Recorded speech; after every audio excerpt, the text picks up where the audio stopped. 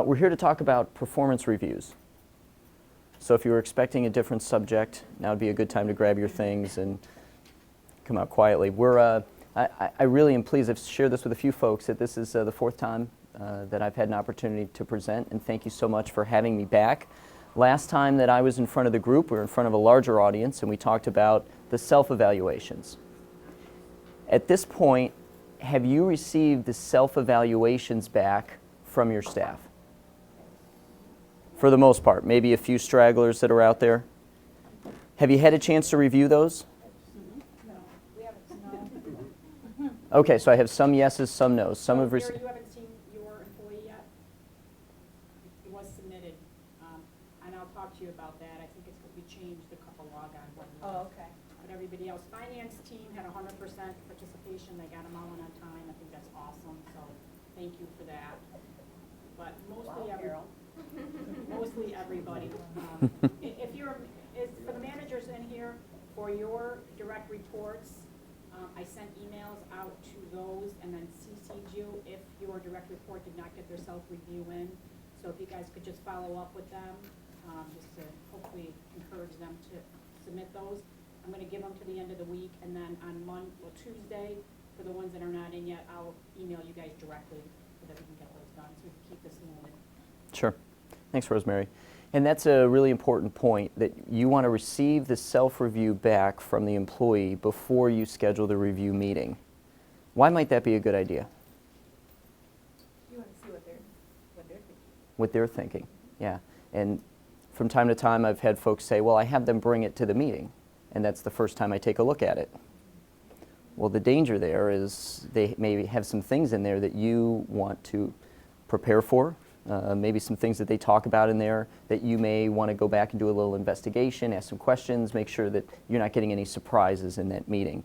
So just as a reminder to get those self-evaluations back before you schedule the meeting with the employee. Okay? Let me ask this just before we get into our topic today, because I know as we were going through this process of getting those self-reviews in, any questions about what you've received in the self-reviews, any questions about the review process so far to date where we are?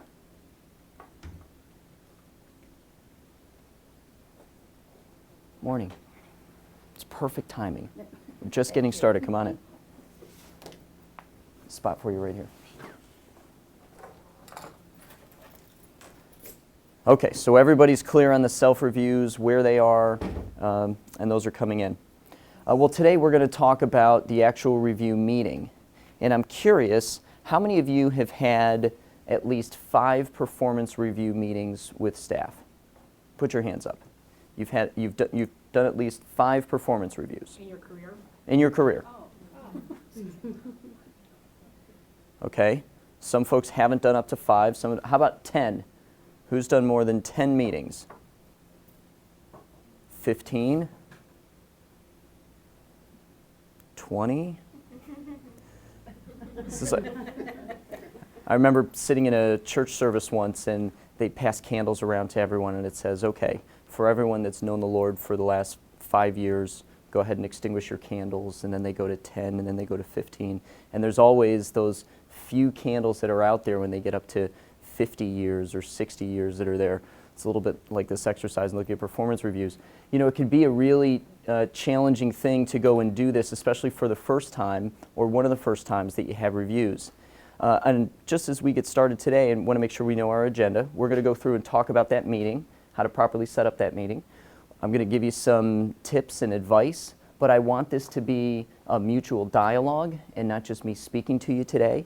So I'm going to ask some open-ended questions, and I'm curious for some of your experiences to share, because I think that's a real benefit when we have a group like this, that we can talk about, hey, here's some things that I've experienced that went tremendously well, or here's some things that I experienced that if I could go back in time and do it differently, I would have. So I want you to please share the experiences that you've had or the questions that you have, perhaps about some of your staff, understanding a little bit of confidentiality. We don't want to maybe air some dirty laundry or things if we have to go through some specific things unique with those review meetings. But I want us to have a common dialogue because supporting each other is a big part of why we bring the team together.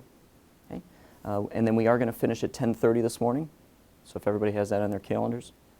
Okay. Any questions about our agenda today before we get started? Okay. So my first question, excuse me, is simply this. Why conduct them? Because let's face it, I think it's okay to say this, it's a business interruption, isn't it? You have things that you have to do in your schedule, and now all of a sudden you have to take time out to go through a review of your employees. Why go through the exercise of doing it? It's your opportunity to give feedback to the employee. To give feedback to the employee? Sure. Sure, that's a great reason. Father? It gives the opportunity to nip things in the bud. Absolutely. If there's things going on behavioral-wise that we want to make sure we're getting to stop, it's an opportunity to have those discussions. It also gives the employee an opportunity to give feedback to you. Sure. Yeah, mutual feedback, back and forth. Right? Hopefully employees feel personally, professionally challenged, they feel fulfilled in the work that they are doing, and if there's things that they're experiencing, either good or bad, we want them to share that with us, which is why we go through the self-reviews, an opportunity for them to give feedback. And you were going to say something. I was going to say it's an opportunity to affirm people for things that they're already doing well. Yeah. Challenge them to be even better. Yeah. You remember we talked about the emotional bank account made up of 2 transactions? What were they? Deposits and withdrawals. And when we're talking about affirming employees, is this not an incredible opportunity to make those emotional deposits, to make people feel valued within the organization for their contributions? It's an incredible opportunity for that. Okay. Those are all great examples. So let's take a look at why we would spend the time, and I want to share with you maybe just one other reason of why we would do it. Let's say I gave each of you $2,080 for you to invest. And I said, with your $2,080, I will give you $2. If you'll give me $2, I'll make sure that your $2,080 yields a return. Right? I'm going to give you $2,080 cash. If you give me $2, I'll ensure that you get a return on it. How many of you would give me the $2? Cindy's saying, $2? No way. I'm smart enough with it. I manage payroll. I can do that. I don't need to give you the $2. Well, the reason that we would give the $2 is we want to make sure that we get a return. Let's take a look at our employees' work schedules. If they work 40 hours a week, 52 weeks, is 2,080 hours that they would work. Would we spend 2 hours to ensure that the next 2,080 are spent properly? So as you're going through this process, and I know it's going to be a business interruption, I want you thinking about the return on investment of the time that you're going to spend. Now, let me share with you where I get my 2 hours. 2 hours would be 1 hour filling out the form for the employee, and then about 1 hour for the meeting. And granted, for certain situations, it may be a little more, maybe a little less, but in general, that's what we're talking about investing for performance reviews. We want to make sure that the next 2,080 hours that that employee is going to spend is going to be spent on yielding a return. We want to make sure that we are curbing the bad behaviors, reinforcing the good things. We did a survey, and we asked managers, what do you think is most important to employees? And we gave them a variety of different answers that they had to force rank. And then we asked employees the same question, what is most important to you? And we had these responses. We were very surprised at what we found. Managers, for the most part, they said the number one thing that's important to employees are their wages. That's what they felt. Number 2 would be job security, 3, promotion and growth opportunities, on and on down the list. And when we asked the employees what's most important to you, the answers that we received back were pretty surprising. Now, they thought wages were important. It was number 5. But look what employees said was number 1. Full appreciation for the work that they do. If you spend 40 hours a week in your job, I don't know what else you do during the week, maybe sleeping, that you spend more than 40 hours doing.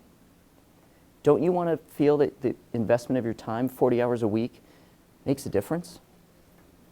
that it means something, that it's impactful. And going back a little bit of what we talked about with the emotional bank account, with deposits and withdrawals, how often do we take the time to make sure that employees are feeling appreciated for the work that they're doing? This is an opportunity during this review meeting to make sure that we are investing and pouring into that employee, that they feel valued, respected, because just as we are as human beings, from day to day, we probably don't tell them enough how much we value their contributions and how much we appreciate the work that they do. This is an opportunity for us to be able to show that in a real way. The second thing that employees had marked here was feeling of being in on things. They wanted to know the happenings of the organization. They want to know how their piece fits into the overall puzzle. This is another opportunity for us during the performance review to make sure that they know what that is and to have this dialogue back and forth. And so I guess the last thing I would mention on this, if you look at what the managers felt were the least important, 8, 9, and 10, what do you notice about the employees' responses? Just the opposite, 1, 2, and 3. So sometimes when we're viewing as a manager what we feel is important to the employees and really what's important to the employees, it can be different. And this isn't true in every situation. However, I want us to be aware of that. So when we have these conversations with the employees and we have a mutual dialogue with them, we're pulling information from them. This is why we get their input in the beginning for the self-evaluation. And when we have the meeting with them, it shouldn't be that the employee sits there across the desk and you are there and you talk at the employee for 60 minutes. It should be pulling information from them, open-ended questions, finding out how do they really feel about how things are going, and let them share with you the good, the bad, and then talk about how we can make things better. Does that make sense? Is this helpful to see this perspective? Yeah, we found it to be pretty enlightening. So let's just talk about some general ideas about our performance plan, things that it needs to be. It needs to be practical, it needs to be measurable. This is why we have a rating scale. You can imagine how hard it would be to give a performance review if we didn't have a rating scale. How do we go through our outstanding, exceeds expectations, and all those different levels that we have in there? It needs to be time-oriented. So what's the time period that we utilize for this, for our reviews? For the winter, well, it's based on July 1st to June 30th, the previous fiscal year, is that Yep. what you mean? 12 months. Can anybody remember what they were doing May 20th, 2014? Performance reviews. Performance reviews. Thank you, Father Joe. It's tough. May 20th. Okay, how about this? Let's go a little bit more recent. How about September 20th, 2014? Anybody remember what they were doing?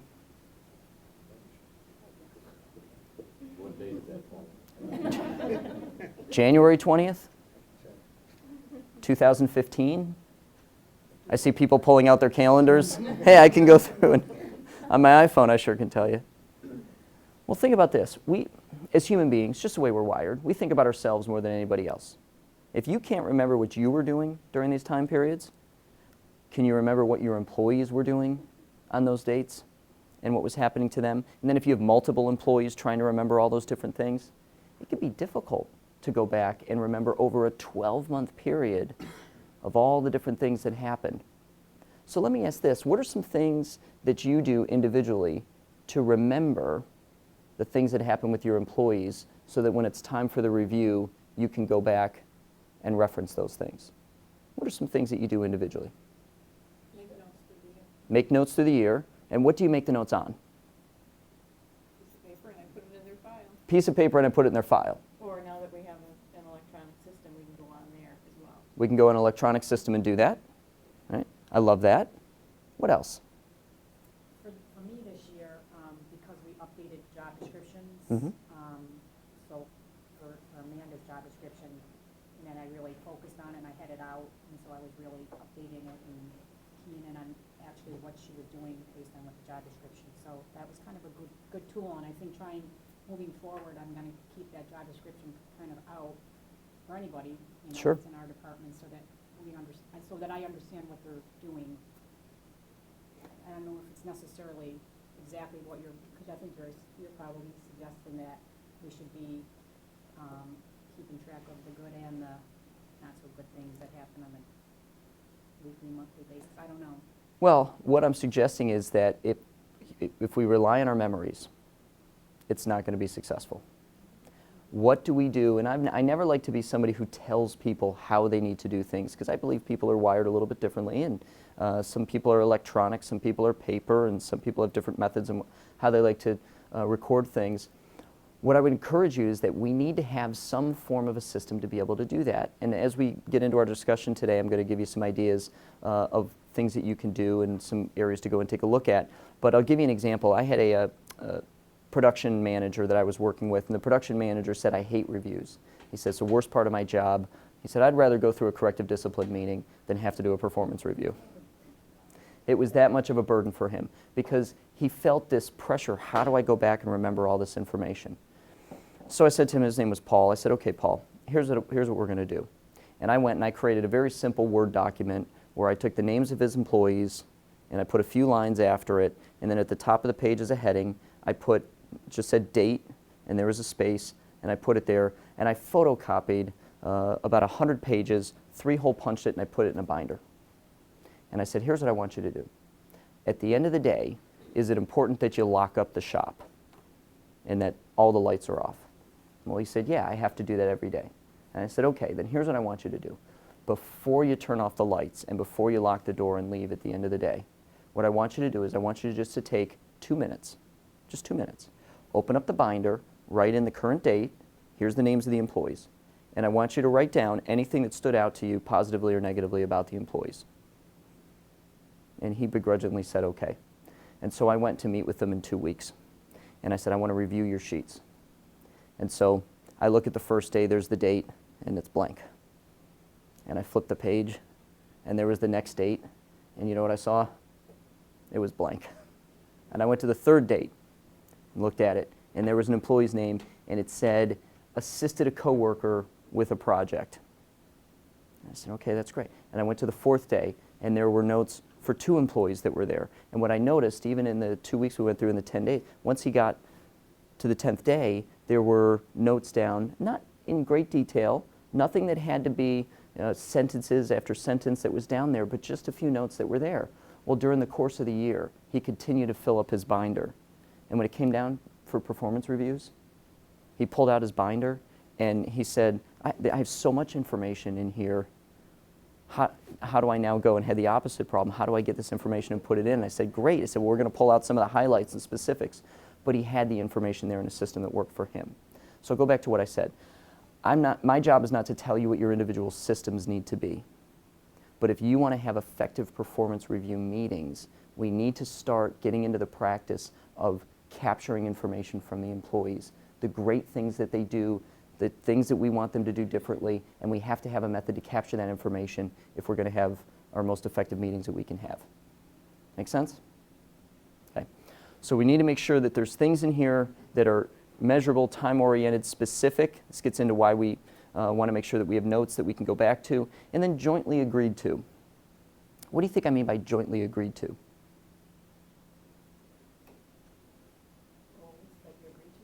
Goals that we agree to? Sure. What else?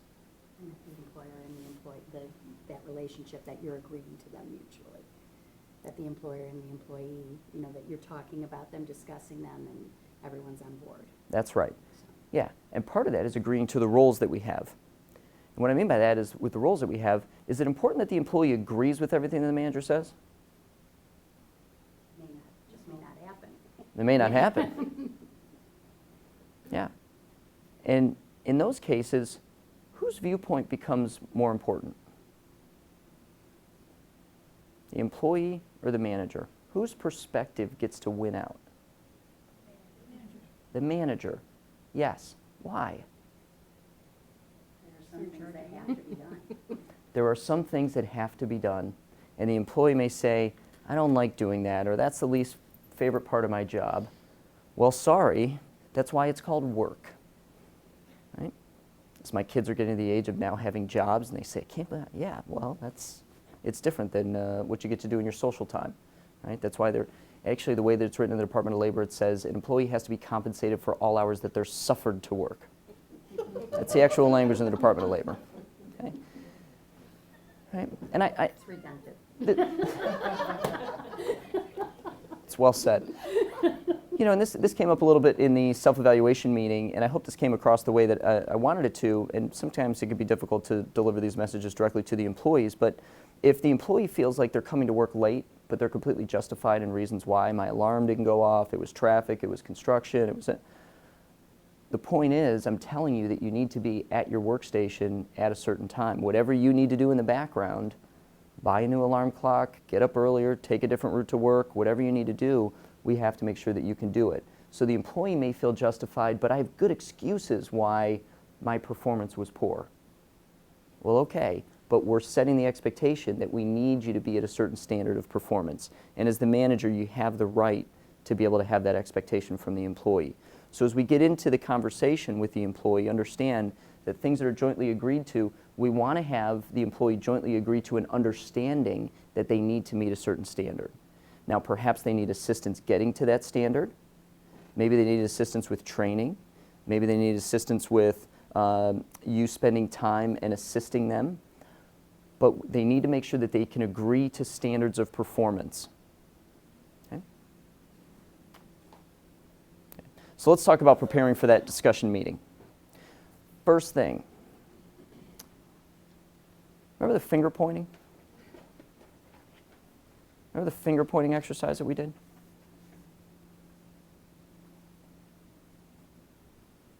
Did we do the finger pointing exercise?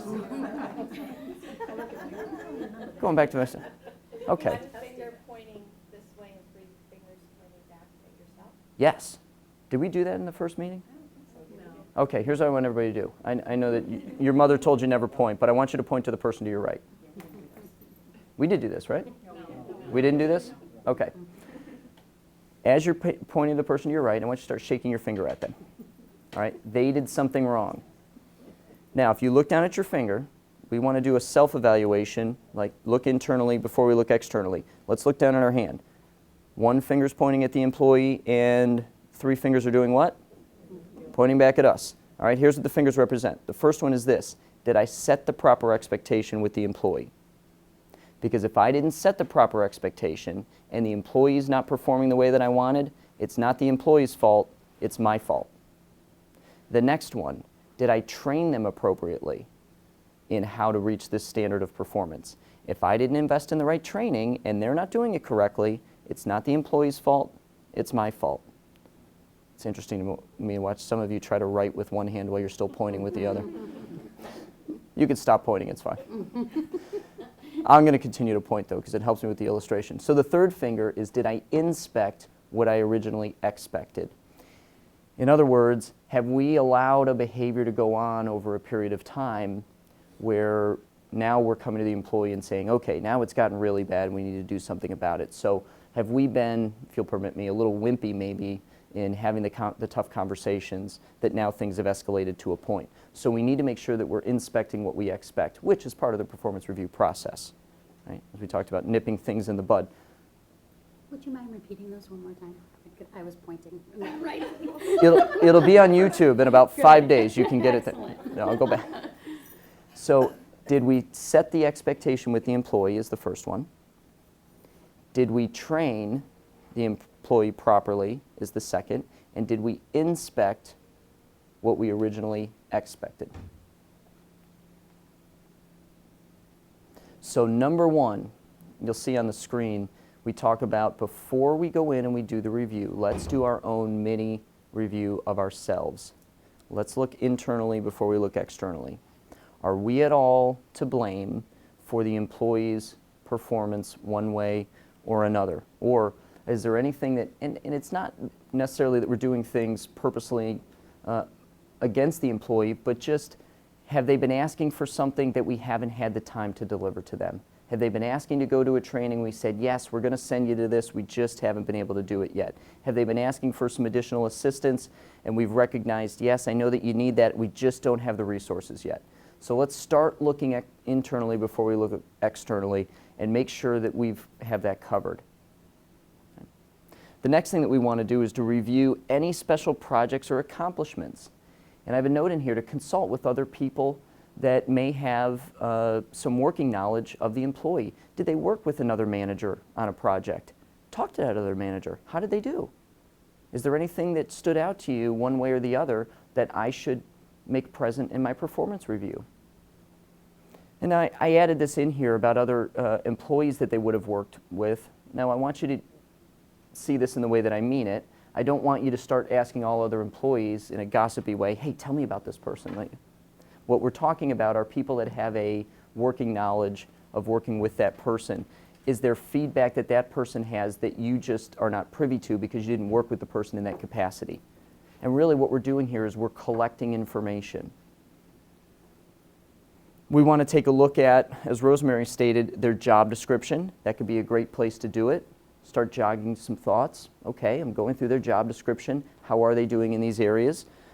Certain standards of performance and expectations that we would have for our employees. Going into their personnel file.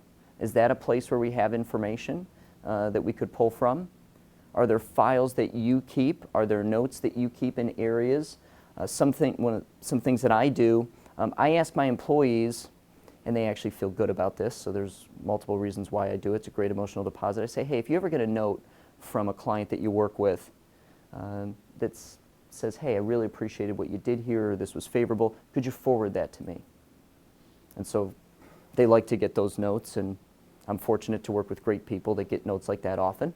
And so they forward those to me. And what I do is then I save them in a file, and then when it's time for their review, those are the things that I go back to. Because if they had sent me one in September and I'm doing a review in May, probably a good chance I wouldn't remember the note that they sent me in September. So I have to have a file folder where I keep those things. So all the time we want to be looking back at all the places, the nooks and crannies where we may find information about the employee, and maybe it is even going back through emails that you have. Whatever areas that you have information about the employees, to go back and pull that information in so that we can make sure we do a full review of that full period to the best of our abilities. And then we want to complete the evaluation form before the meeting. And that may be straightforward, but again, from time to time I've had people that start the meeting with the employee with a blank form and a pen and say, okay, let's get this thing started. And that's not what we want to do. We want to find the right time and place. Let's find a time of the day where we're not going to have interruptions. Let's find a place where we put the focus and attention on the employee. This is very important. It's an important time for them. This is where we want to really make sure that they're the focus of attention. That means doing things like turning our cell phones off, turn off the computer so that we're not distracted by emails or things that are coming in. Maybe finding an area where you're not going to be interrupted by people coming in and out. Make sure that we're doing that. I'll use a phrase with you that could help. Control your environment. And I'm going to refer back to this in a couple areas, but control your environment. Don't go out and have it where other people may overhear the conversation that's going on if you're going to have a meeting with the employee and it's just between the two of you. And then in the beginning of the performance review meeting, we want to make sure that we talk to the employee about how the meeting is going to go. A little bit of a pre-game, if you will, before the actual game starts. You know what's unique about baseball? Different than all the other professional sports, basketball, football, soccer, hockey. You know one thing that's very unique about baseball? The stadiums. Anybody know what's different about the stadiums in baseball? Father? Distance to the outfield fences, left, center, and right. Distance to the outfield fences. Not all baseball stadiums are set up with the same dimensions. Do you know why that is?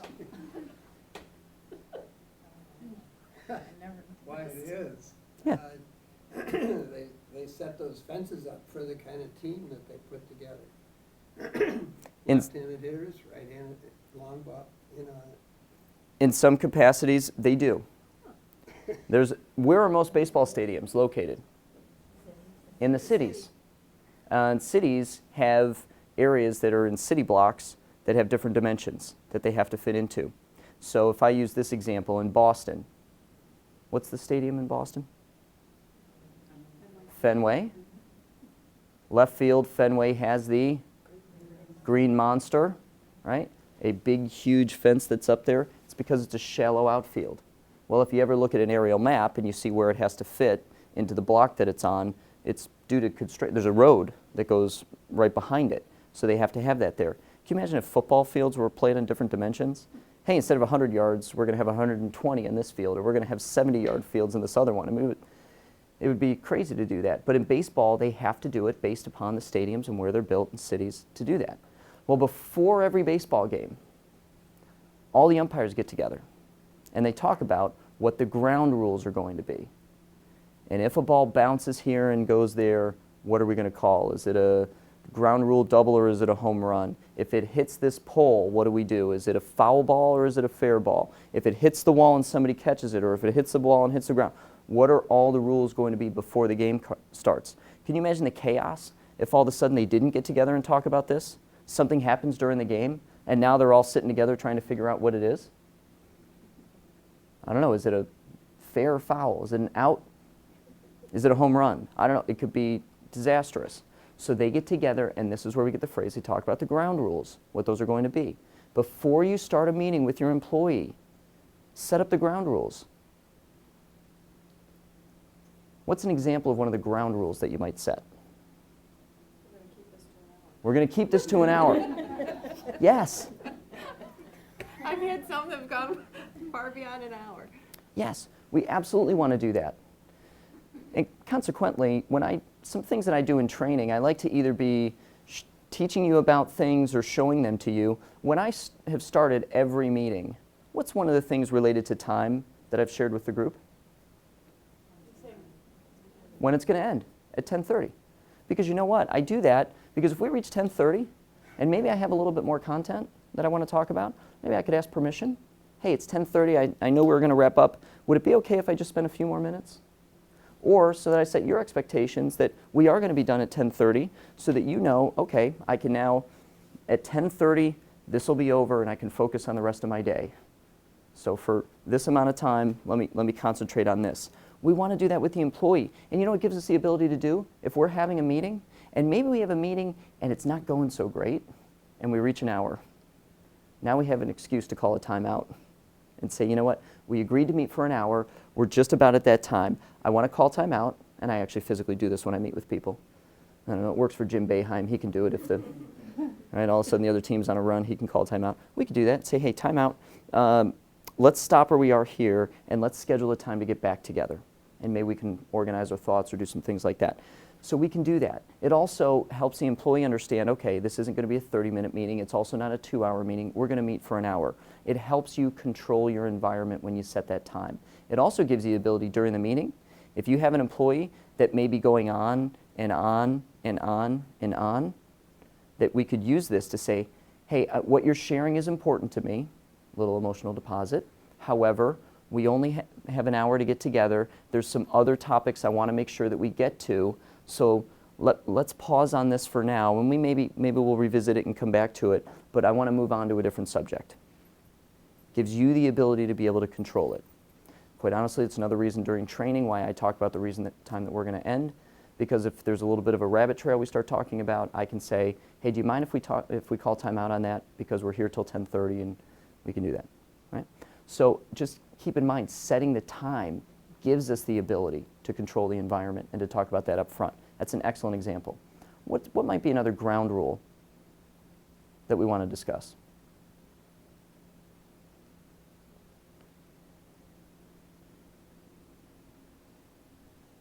Yes, Father? What are we going to talk about? Yeah, a general overview. Hey, today what we're going to do is I have your self-evaluation that you gave to me. I've had a chance to go through that. Right? Let's give a little bit of credit there that we've gone through it. And I am going to talk about that today. We're going to go through a review of your performance during this evaluation period. We're also going to talk about some goals and things moving forward. Let's just talk about all the different subjects that are out there right in the beginning. It also gives us the ability from time to time this may be relevant, that there might be a subject that might be a sensitive subject that you just are not ready to get into during the meeting. There's other things that we want to talk about, but maybe some subjects that you're just not ready to. Well, if we're setting the ground rules, simply say, hey, this subject, I know it's been something that we've discussed. I don't want to get into it today because I want to focus on other priorities. And we will get into that other subject at an appropriate time, but for this meeting, we're going to put that on hold. Okay? Set those ground rules before the meeting starts. There's another question that employees often ask. Sometimes in their minds it's the most important question and the purpose of reviews. Am I going to get a raise based on this review? Well, what would your response be? My response would probably be different than somebody else's. Well, then that's good. Then we should talk about it. Am I gonna get a raise based on this review? I mean, technically, no, Mhm. because raises are, there's a budget assumption and the raises already been set in the budgets.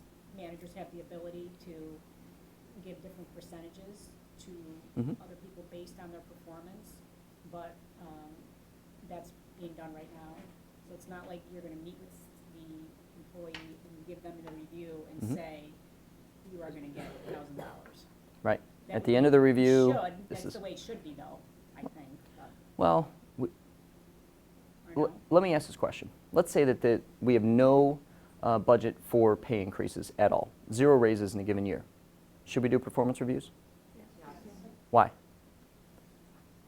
You want the feedback, you want the goals, you wanna. Yeah, feedback goals, all that other stuff that we talked about, right? So what we've just proven is that compensation should not necessarily be tied to performance reviews, because we should do them even if there's no budget money available for raises.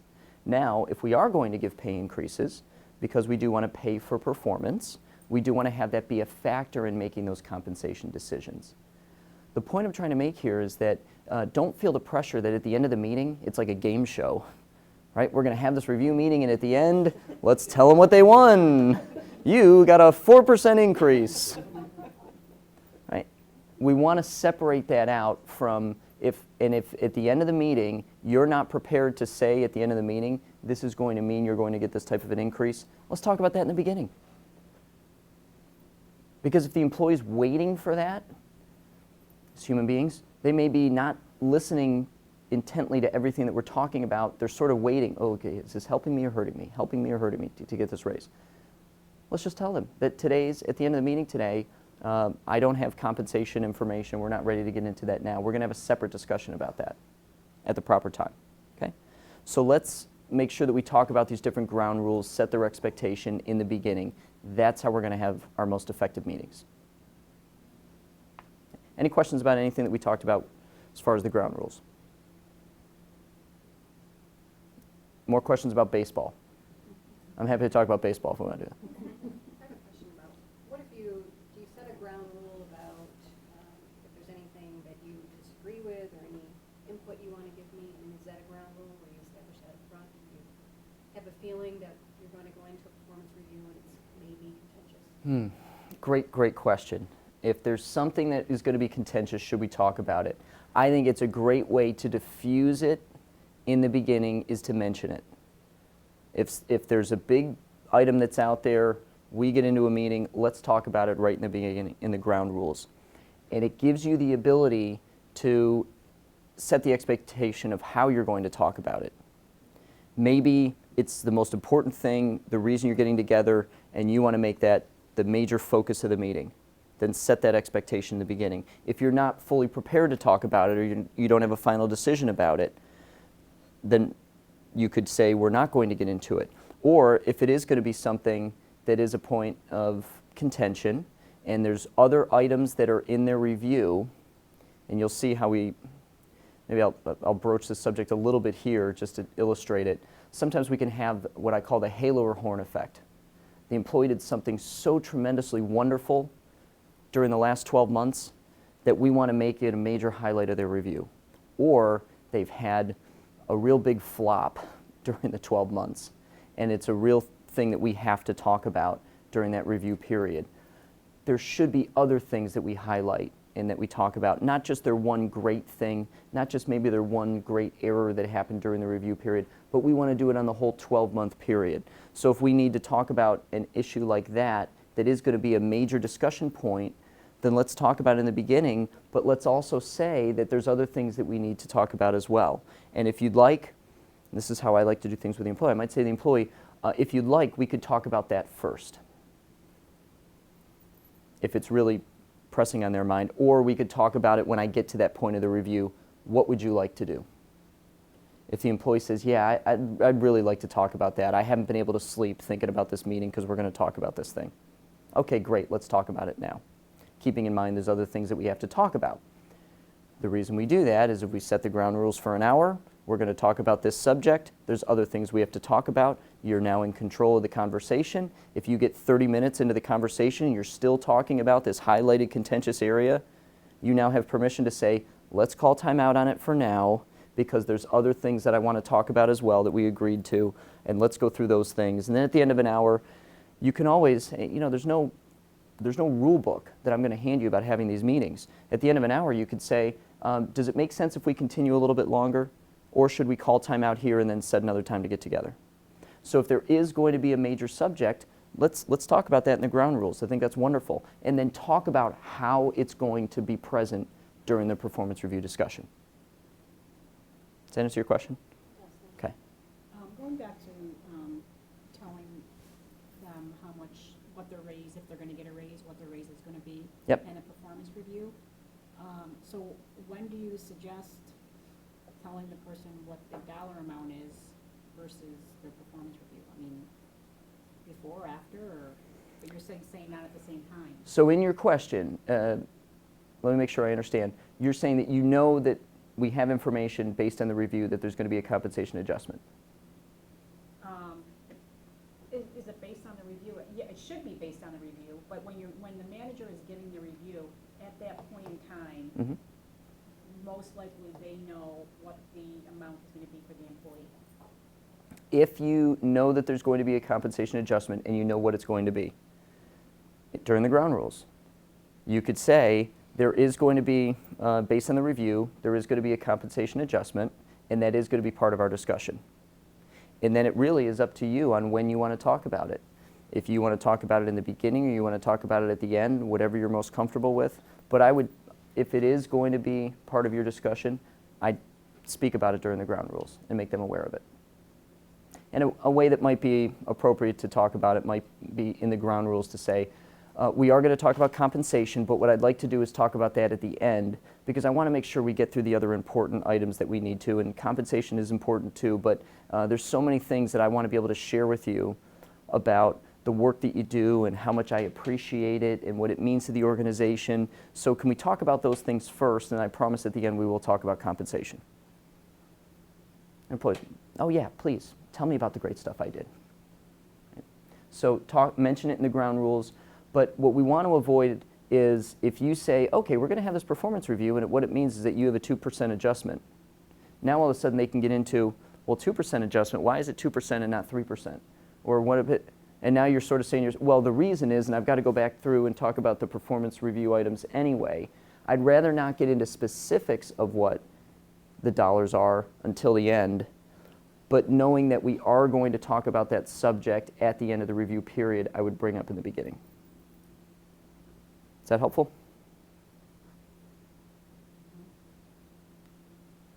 Okay. And let me just offer this. From time to time, as you go through this, I'm giving you some general concepts that work in the vast majority of cases. You may have some unique situations that you're going to approach differently and have success with. That's going to be different than some of the concepts that I'm sharing with you. So from time to time, just the nuances of the organization and specifics of an employee and their unique situation may call for you to vary from what I've found to be proven techniques over time. But in the vast majority of cases, these things that we're talking about are going to get you through to effective meetings.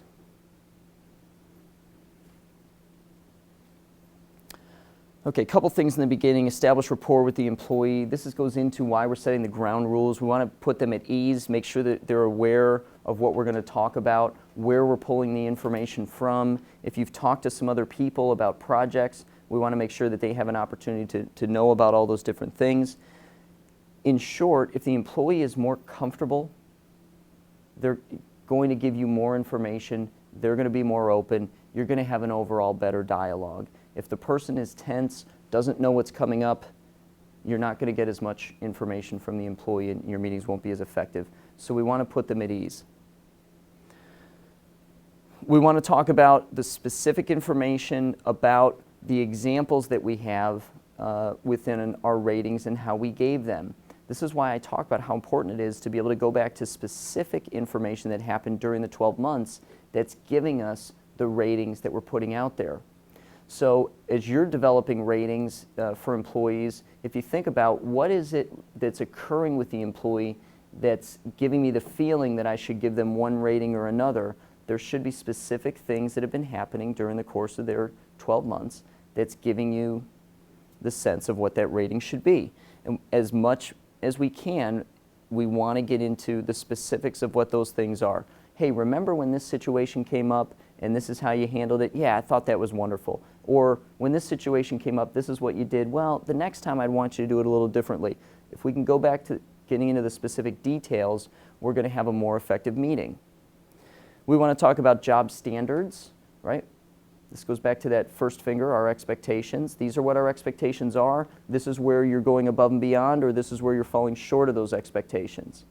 It's not just your perception, but it's those agreed upon expectations that we have for the job that we want to make sure that we're using as evaluation criteria. And the second bullet I have up here, I think that this is important. There's a difference between the job that somebody's performing and who they are as a person. We are not evaluating who they are in all those different roles that they have in their life. Right? You may have an employee that is a mother, sister, friend, daughter, all these different roles. Maybe she is a coach and volunteers and does all these different things. Well, from time to time in our lives, due to situations that come up, we could be doing really well in some areas of our life and not so great in others. If somebody's going through a really difficult personal time, they've had a death of a loved one, they're going through a divorce, something like that, could have a ripple effect into different areas of their life. Consequently, somebody may be going through great things that are happening in their life. The birth of a child, or they have a marriage or a wedding, or they've done this personal accomplishment. It impacts how they are at work. We want to make sure we're not evaluating or judging the person. But in all these different roles that we have, the role that we're evaluating is their role at work. So you may be an all-star in these other areas, or they may be struggling in these other areas. We're talking about how they're performing in their particular job. This isn't a judgment about the person, but just about how they're performing their duties that they've been assigned. So, just a, I think, unique question for this organization now, but if you're in a ministry capacity, Yep. part of your description is to be a Catholic in good standing. That's going to come up, Mm-hmm. which gets into their life. Mm-hmm. So where's the boundary? Sure, great question. So you say a Catholic in good standing. Is there a criteria that you use for that?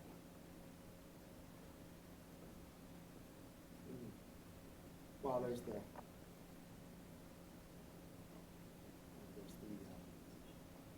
teaching of the church. Mm-hmm. Are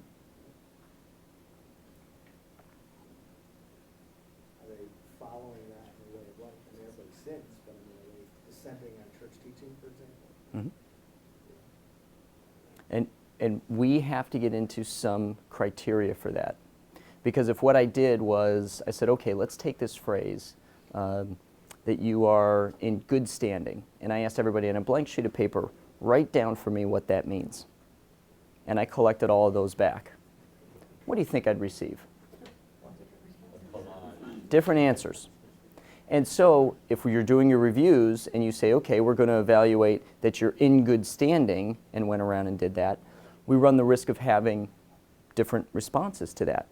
So I come back to the question that I asked, is there a, and I'll use this phrase, I know it may sound a little clunky, but a standard of performance that's something that could be looked at on an equal playing field? I would say there should be some things that could be there. And I've worked with some religious organizations as an example. One of the things that they've looked at is tithe was important to them. And they actually have a factor in what they look at. They want to look at through the employee's payroll about tithing. That was important to them because that to them is a bit of a trigger that they've seen in the past that maybe somebody may be in good standing or not in good standing. We've had other things that have been ministry accountabilities that we've worked at with other religious organizations that were a little more practical. Have you been engaged with a prayer group? Have you been meeting with somebody regularly? Are you seeking counsel and guidance? Have you been attending things? It's really hard to judge the spirit sometimes, and we have to get into some more practical means. So my suggestion to you is if you are going to evaluate those things, and I think those things should be evaluated, and that should be a part of it. You can't be the organization you are ignoring it completely, but just make sure that there are certain standards that can be jointly agreed to if we are going to evaluate those things, and it's not subjective just to that individual person. Yeah, it's a great question.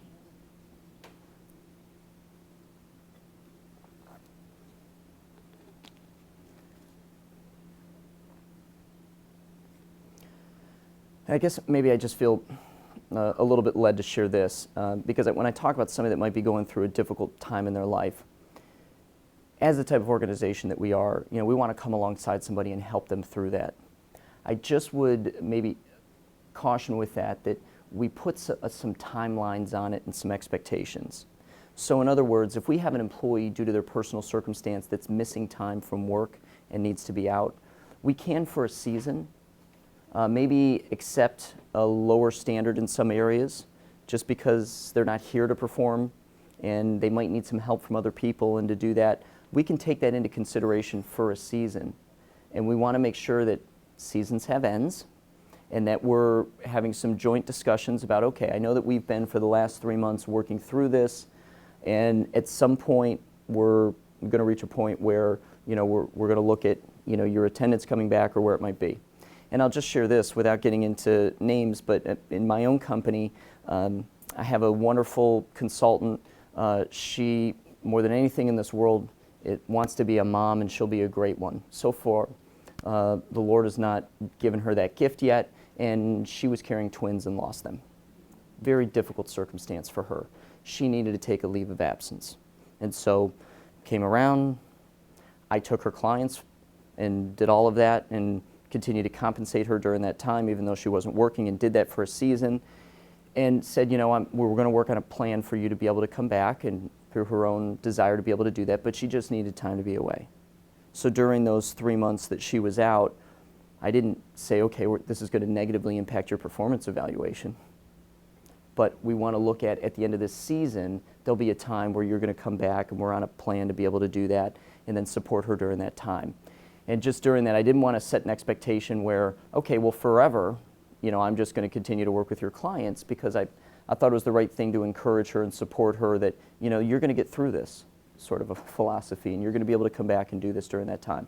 So just as we work with employees that may be going through some challenges that we're helping them with, understand that those things have a season, and we should reflect those to some degree in our performance discussions. Some things that we had talked about, and we got into this in some detail. We talked about hiring.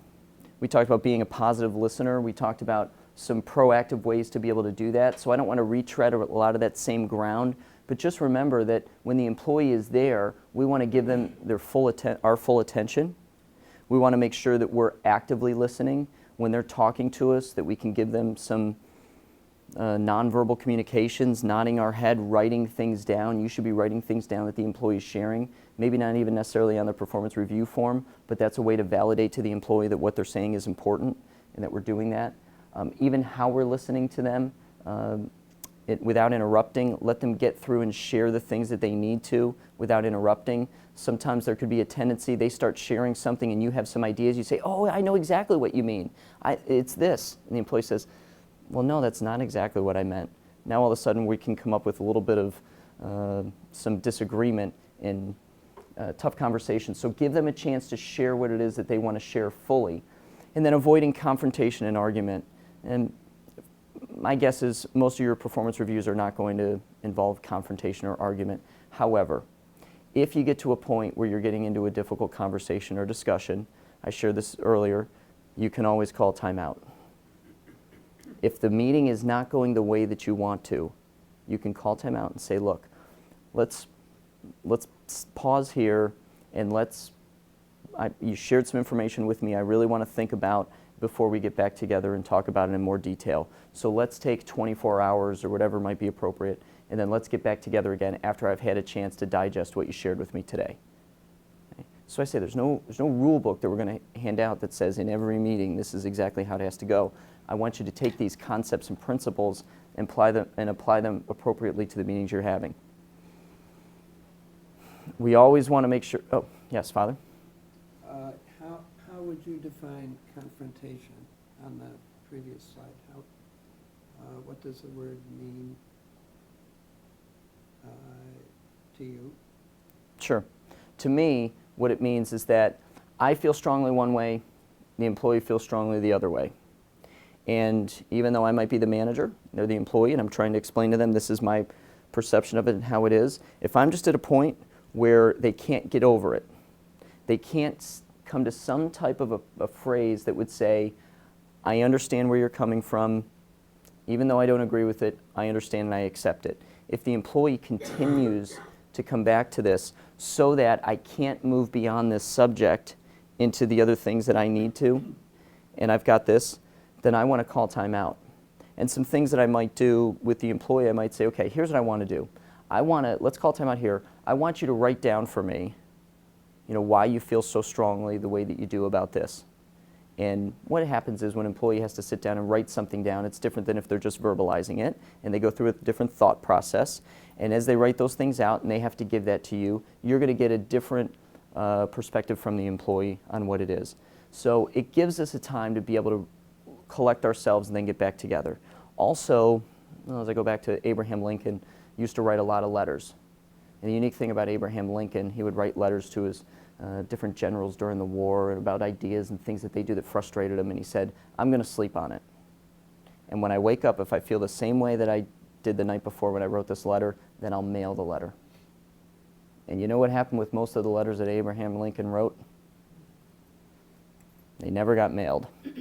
So oftentimes giving that 24-hour period that we could say, okay, let's call time out here and let's get back together and reconvene tomorrow, that can help diffuse where we are. So confrontation to me is that the employee is not allowing you to continue with the rest of the meeting because there's some subject that you're talking about that there's no agreement to. At loggerheads. Yes. Yes. Thank you. Great question. In our meetings, I want to make sure that we conclude on a positive note. It could be the worst review that you've ever given an employee. But if we're going back to the emotional bank account, I want to hit them with something positive in the beginning. Then we can talk about all the difficult things we need to. At the end, I want to conclude on a positive note. I know that this has been a really difficult review, and we've talked about a lot of subjects here that have been challenging. However, I know you're the kind of employee that can turn it around. I'm here to fully support you. Whatever those affirming statements are at the end, I want the employee walking out of the review feeling better about their worth to the organization, about the organization overall, and about your relationship. I want them feeling better about that when they leave than when they came in, even if it's the worst review you've ever given. So we've been talking about some of these things, and I don't want to go over ground that we've already discussed, but you'll see in some of these examples of dealing with difficult situations, when we talk about a defensive or angry employee, right, we have that confrontation. See, I talk about some things here about calling time out, right, to be able to do that. And calling time out could last as long as it's appropriate to last. There's also a phrase I have in here called the feel, felt, found. This goes back to sales training I sat through a long time ago. And the feel, felt, found is where we use those 3 words. And what it does is it shows the employee that we're listening to them. Something like, hey, I understand how you feel. I've often felt the same way myself. But what I've found is that over time, this really does make sense to me. Right? I understand how you feel. I've been in your shoes. That's a building relationship statement. Okay. I've often felt the same way myself, building on that. But what I found is when I looked at it a little bit differently, or with some time, or once I've had this other experience, I found things to be a little bit different. The feel, felt, found. Those types of phrases that we use with an employee can often get us through a difficult situation and get them to see things differently. You have to control your emotions. If you have a situation where the employee gets over-emotional, you cannot get emotional. You've got to be able to stay in control and not react the same way that they are. I don't care what they say to you. And I know these things aren't going to happen in these types of meetings here. If you have an employee that's not communicating, we talked about during the hiring, we talked about open-ended questions. Open-ended questions are the type of questions that get an employee to do what? To talk. What's an example of an open-ended question? What I just said. Perfect. What's an example of an open-ended question? It gets dialogue. Is what I asked an open-ended question? Why wasn't that one an open-ended question? Because it solicited a yes or no, right? We want to ask open-ended questions to get the employee to do that. Sometimes multiple choice questions can do that. Scale of 1 to 10. And this in some ways may not sound like an open-ended question, but let me give an example of what it looks like. Hey, on a scale of 1 to 10, 10 being the absolute best performance, 1 being, boy, the worst. What rating would you give yourself? Well, I'd give myself a 6. Why a 6? Could ask it then, why not a 10? Get them talking about those different things in a little bit of a different viewpoint. This is my Dr. Phil question. Dr. Phil was, on Oprah, and then he had his own show, and he does this. Now, I'm not admitting to the group of people that I watch Dr. Phil. Let me just be real clear about that. But this is a technique that I saw him use once, and I thought it was incredibly effective. You can ask the same question twice. Sometimes you ask a question to an employee and they say, I don't know. If you had to answer, what would you say? Oh, well, if I had to answer, well, I guess it would be this. You see in Dr. Phil say to an employee, well, why do you think it is that you don't have any money at the end of the week and that you blow your paycheck? I have no idea. Well, if you had to answer, why is it? Well, I guess if I had to answer, it's because I go to the casino every week and I'm spending my time. It's like people will come up with stuff and when they force themselves to think differently. Get the employee to think differently. And you could just ask the same question by prefacing it with, if I had to answer, what would you say? And I guess just a sort of a last resort goes a little bit along the lines of the timeout. If an employee really won't communicate and you're having a hard time, you can always call timeout, ask them to prepare some things in writing, and come back to the meeting with some things in writing, send those to you in advance, and that could be a way, maybe they have to go through a different thought process. Sometimes a new employee, and when we have a new employee, not necessarily that they would have been, maybe they haven't been exposed to some things that an employee that's been here for some time would have. Maybe our expectations could be a little bit different. Maybe if I put it in this context, I might expect some things from a more mature Christian that would be differently than a new believer. So if an employee is new to the organization, maybe that we factor that into how we're going through the evaluation. Maybe they don't know some things historically about the organization that other employees may know. Maybe we just haven't a chance to train them on certain things or to give them exposure to certain areas of the organization into their jobs. So we want to be able to factor that in as well.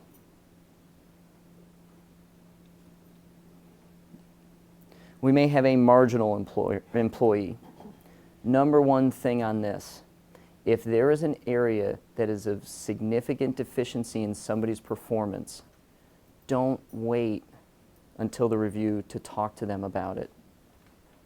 Well, we do our reviews in May, and it's September, and boy, this is a thing that could cause you to lose your job if it continues. I know what we'll do. We'll talk about it in 8 months.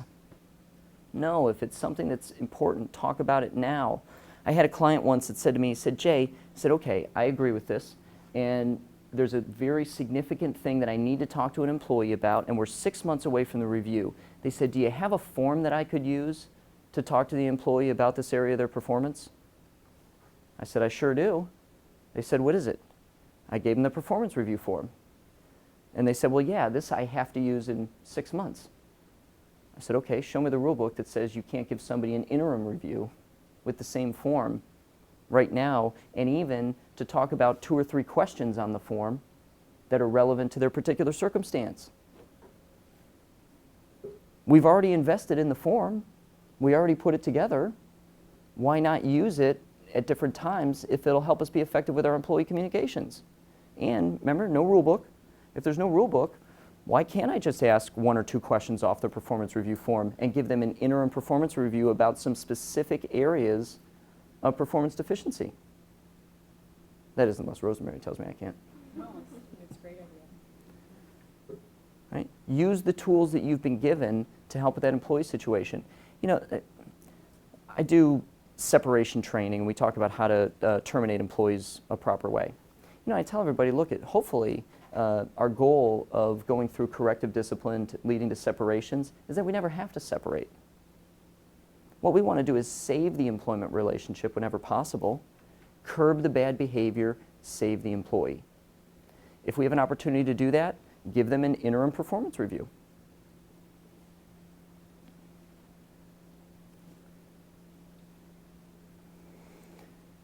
Another area that may not seem like a difficult situation, but I find oftentimes it is. You have an outstanding employee. Year after year, their performance is outstanding. What do you talk to them about during the review? Do you know NASA had this problem back when they were this whole race to the moon, dealing with astronauts? Think about people that become an astronaut. Think about the type of individual that you are, how driven that you have to be to excel, not just in your particular area of armed forces, but then within that, whether it might be the Navy or the Air Force, to get into the space program. Then, once you can qualify to get into the space program, to be able to have that drive, that discipline, that determination, to be able to get on a mission to go to the moon. Well, what NASA found was they would have astronauts return from coming back from the moon, and they were dealing with depression. You know why? Now what do? I've gone to the moon. What's next? And NASA found, okay, what we have to do is we have to get them on the next mission, whatever it's going to be, and get them on another job, task, or project. I've found this, and specifically with sales organizations, where they've had an outstanding sales performer, then all of a sudden it's this, and then it just starts to fall off. In some cases, they get bored. They want new challenges. I've already risen to the top. What do I do now? So if we have an outstanding employee, our struggle is to keep them at that high level of performance. And I'd say the number one thing that we can do is to make sure that we are reinforcing how valuable their outstanding performance is and how much it matters. That it does make a difference, that they're an example to their coworkers, that they are the person that we want others to strive to be like. And could there be a better emotional deposit for somebody? Make sure that we talk to those employees about those things and make sure that we're continuing to give them challenges in their jobs and what they do so that they can maintain that high level of performance. Okay. A few pitfalls that we find doing the evaluations. One is the central tendency, giving ratings in the middle of the scale, right? Meets expectations. I'm going to sort of stick here. And I don't want to go too high, I don't want to go too low. I had a manager say to me once, was having good performance, what I thought was really good performance. And he said, okay, Jay, what we're going to do is I'm going to give you all ratings of meet expectations in all areas. And on a 5-point rating scale, I'm going to give you 3s across the board. And I said, really? I said, I thought my performance was better than that. Maybe I've misinterpreted what I've been doing. And he said, no, you've been great, but I'm going to give you all 3s. And he said, then in your next review, you're going to get all 4s. And then, you know what happens in your next review? You're going to get all 5s, because it's going to show that you've been getting better, and it's going to show to everybody. I was working in corporate America. It's going to show everybody that as your manager, I've been doing a good job to get you to perform better. Now he's telling me what my reviews are going to be in future review periods that haven't even happened yet. How did that make me feel about my performance? Not real valued. It doesn't really matter what I do. I know what the numbers are going to be. Right? We got to be really careful about how we're giving these numbers, and that it's off actual performance that's going on in individual areas. We could have a tendency to over or undervalue performance. And where I find this creeps up is not everybody within the organization, but sometimes individual managers within an organization may have a tendency to do this. And some people just may be a little soft. Well, all right, I know their performance has really been awful, but they've been trying really hard, so yeah, I'm going to give them a little bit higher rating. I want to make them feel good. I don't want to make them feel bad. So yeah, I know it should be below expectations. I'm just going to say meets expectations, and we'll talk about it during the meeting. Give the actual phrase that fits the situation. Right? Don't go high or low above what it is based on maybe trying to build a bridge or a relationship or do that. Just be honest in your evaluation. Employees will respect that. That's where we get better meetings and discussions off of real, specific, truthful criteria. Leniency. Giving high reviews to everybody. Well, I want to show that they're really doing a good job. It makes me look better, reflective. That example I gave with my manager. Let's be careful about leniency, giving high ratings to everyone. We want to make sure in those relationships that we have with people, sometimes we feel like, well, I'm going to continue to rate them high so I can have a good relationship with them. They will value honest feedback. Do you know if an employee is not performing and they're not doing their job well, they know it. You're telling them that, it's just going to be reinforcement of something that they already know or feel. Right? Don't we all feel in our jobs? We know when we're knocking it out of the park. We know when we're struggling a little bit. We know it. That's why we want to have these honest conversations to talk about those things so that we can work through it together. And I used this phrase earlier, the halo or horn effect, right? This carryover. And what we do during the review is we keep coming back to that one incident, and it sort of overshadows everything else that we're looking at within the review, positively or negatively. Consequently, if you go back, we talk about this concept during the hiring process. Remember, somebody may have on their, maybe it's in their background, oh, you went to the same school I did. Oh, wow, I really like that. And we sort of let that overshadow other areas that might be there, or they had some experience that we really like and think would fit great for somebody that we're looking to hire for a position. Or sometimes they say something that's like, well, that was a little strange, and now all of a sudden that's overshadows how we feel about that person. We're doing a 12-month period of time. Don't let one incident that happened on a day or within a short period of time overshadow everything else that's going on during that time. Okay.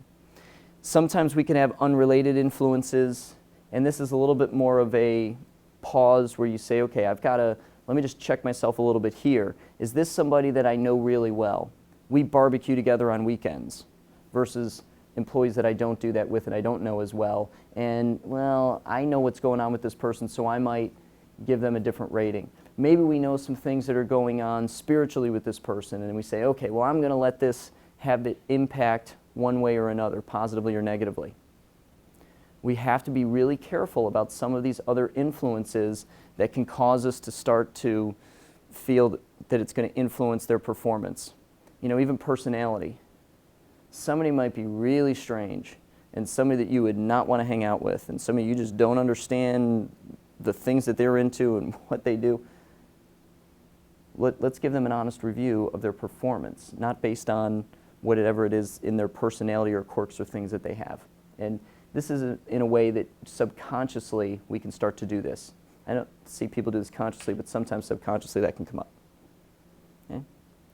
So just the last piece I put up here is taking a look at the rating scale that we have.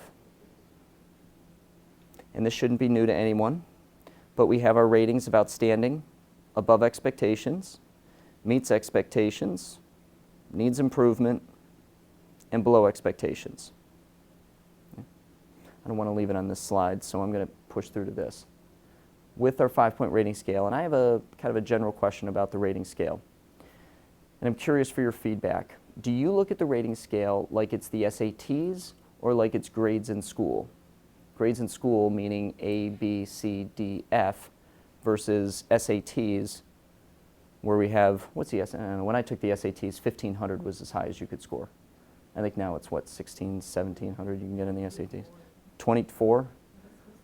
There's 3 pieces that are each 800. Each 800, so 24. Boy, that makes my score look even worse. I should get 2400. All right, so if we take that SAT rating scale versus A through F, when you look at these ratings of outstanding down to below expectations, which do you view it as? Grades?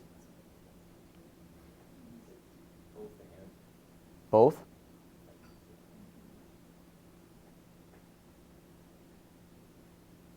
How do we feel? Is that a unilateral answer, grades? Do you know why I asked the question?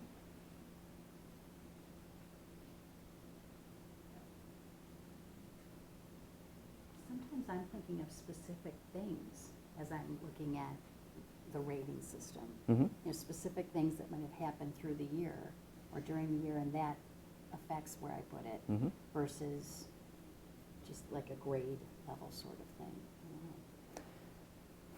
It's true. So let's look. If we're saying grades, outstanding is an A. Above expectations is a B. Meets expectations is a C. Anybody here happy being a C student? I didn't ask you if you were a C student, just were you happy with it? Right. We want to be A students, right? Well, when we go out to hire someone and we set a job description that this is your standard of performance, isn't it fair to say that this is what we would set as our standard of performance? Meets expectations? When we look at the criteria within our performance review and within our job descriptions, we hire somebody, hey, if everybody's at meets expectations, we're going to be successful as an organization, we're going to achieve all of our objectives, right? So if we're looking at this as this is a C, and the perception to the employee is I'm getting a rating of meets expectations, I'm a C student, how might that be received by the employee? Versus, and let me, if you'll permit me, to use this scale of 1,500 on the SATs when that was a perfect score, that would be our outstanding. Well, if your student brought home a 1,300 to 1,400 on the SATs out of 1,500, right? That might look a little bit like this. That'd be pretty good. It's better than I did, right? They bring home maybe a 1,100 on their SATs, something like that. Might be this meets expectations as we go down. Look, at the end of the day, if your organization says, we look at it like grades in school, fantastic, as long as everyone views it as grades in school. Because if you are putting in these rating scales and you're somebody that's treating it like the SATs and somebody else is treating it like grades in school, we could see manager by manager very different ratings for the same type of performance. So and then we also have the perspective from the employees. Some employees say meets expectations, yeah, I'm good with that. Others say, no, I want outstanding in all these areas. We have to come up with some type of jointly agreed to model for these ratings and an expectation if we're going to have consistency through the organization. Yes? But if they're just performing to the job description and Yep. not taking on any additional assignments or projects or stretch goals, then it would be meets expectations, correct? Sounds good to me, yeah. Yeah, That's I agree kinda with how that. I view it, as I'm going through each question. If So- you've gone above and beyond in an area, beyond what your normal job, what's expected of you, then you've reached the above or outstanding. to clarify that, based on the definitions we have for those criteria, you can't use them as words. You can't use that as an ABC, otherwise it wouldn't reflect the description. If I look at this in isolation, the one that you just had, the middle of the road, Sure. I would think that's what we was asking. Hopefully everyone's. Exactly. I would think that's like an A if I didn't know that there was something else. I've always said, this isn't a bad thing, that Right. you've gotten this rating in this area. But in order to get the above or the outstanding, you've got to do something beyond what's in the job description. And there's some questions that are reviewed, how somebody presents themselves, wardrobe, business attire, that type of thing, or how your work environment is. I'm less likely to say outstanding, it just doesn't seem to fit for me. It's like meets expectations, that's not a bad thing.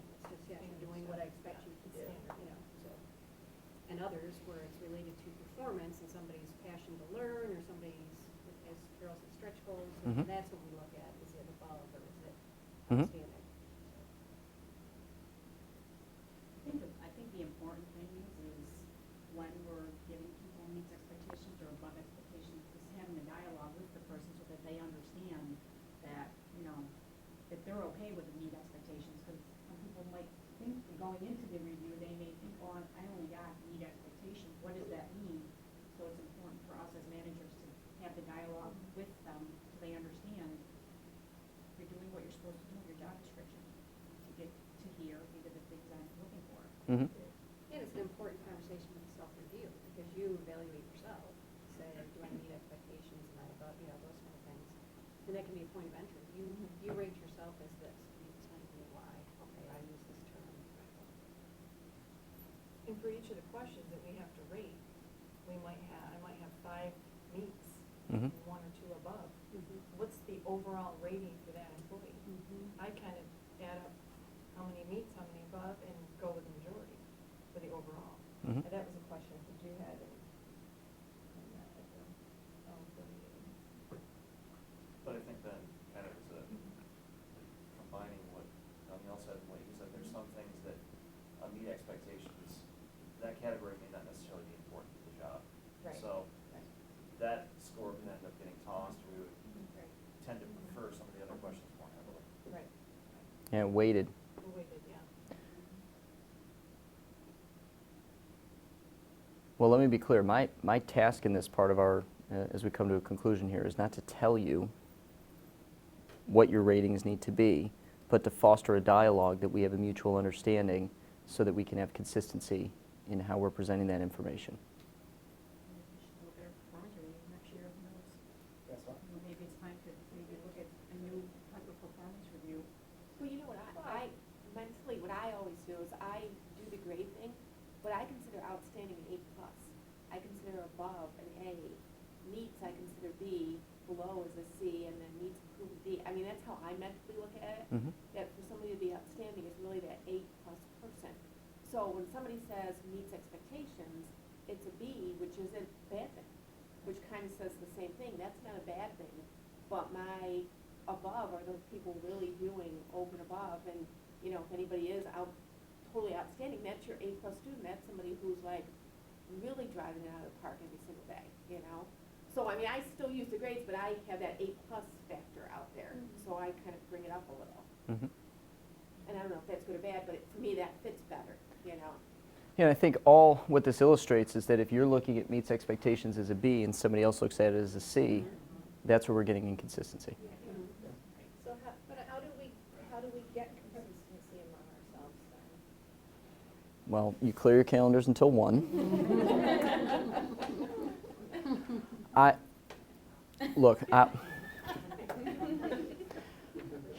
Let me a couple of things. One, respectfully about the performance reviews for next year. We can talk about that for next year. But we're getting into this season right now where we have to do it.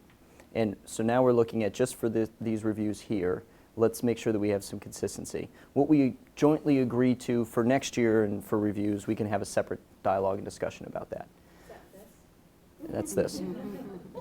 So we'll call timeout on the future reviews, but let's come to practicality of where we are and having to have these discussions. Okay? And here's what I'm hearing from you, just to reflect this back, that this is as a separate, unique category for some rare circumstances that we have with individuals. Is that what I'm hearing? Okay. So if this is an area that we find is exceptional performance, I'm going to come back and maybe have us think about this a little differently than the grades, because we've agreed that we have different perspectives of the grades. Let me come back to this idea of the SATs. Perfect score on the SATs is this. Now we can have that, but this is where we're getting towards, and this error is really, this is perfect performance. This is outstanding performance. Role model performance is what we have here. This is somebody who consistently performs to the meets expectations, but is going above and beyond that. So if we look at their job description, you could check off every bullet that's on it. Yep, this is happening, and I would need to add extra information above it, because maybe what they're doing is they do it so well they're training other people on how to do it. Maybe what they're doing is they're improving their own job and what they do, because they're bringing different ideas to it. And they're the kind of person that's knocking on my door and saying, you know, it'd be great, we should be doing this. Or, hey, I was just reading this book and I did this, or I attended this seminar, or this is something I've been doing. They're bringing added value to their position and what they're doing right now. But this should not be looked at as mediocrity. And I think that's the big area that we have to come to agreement. This is not mediocrity. This is what we hire you to do. And this is fair exchange of our compensation for the work that you perform. And I'll use this phrase again, if everybody is operating at this level, we should be successful as an organization. That's why we set these expectations. That's when we create the job description and the job duties and the work that people have to perform. It's so that we can provide the different job functions that need to be performed. You're doing your work regularly and you're doing that. And then we are going to have situations where employees are going to be needs improvement. So if I go back and I look at all the different areas that they have, it's, for the most part, they're performing their job to the expectation that we have, but in some areas, they're not. Not enough that we need to tap them on the shoulder and say, hey, it's time for you to look for other employment, but it's time for us to put our arms around them and say, look, what can I do as your manager to help you in some areas, because it's causing an extra burden on the organization. There's some problems here that need to be improved. And then this last area here, below expectations, this is somebody that may no longer have the opportunity to work for the organization unless there's some dramatic improvement. This is deficiency in a variety of areas where it's clear this person is maybe not the right person for the job, or due to some circumstance, personally, professionally, they just can't do the job. If we allow this person to continue, it's this incredible burden on the organization and could cause us, really in some areas, to fail. And we can't allow that. This is our intercession where we have to come in and have that immediate review with somebody, not wait until review time. Right? So this is looked at as this F, like sometimes college basketball players that they get, how many points do you get for writing your name on the SAT? Right, if you fill that in, don't you get a certain number of points? It's like 400 points if you fill your name in correctly or something in the boxes. I mean, that's really what we're looking at here. So I think if we key in on this, right, this meets expectations, and maybe another way to say it, because we have above expectations, I'd say let's look at meets expectations like good performance. This is good. This is that B. This is good. So we hired you to do. Now we want people that are going to excel beyond that. But let's not treat meets expectations as a negative. Okay. Does this help bring everybody to some level of consensus? I'll send you guys the presentation too, so if you want to have the slides, refer to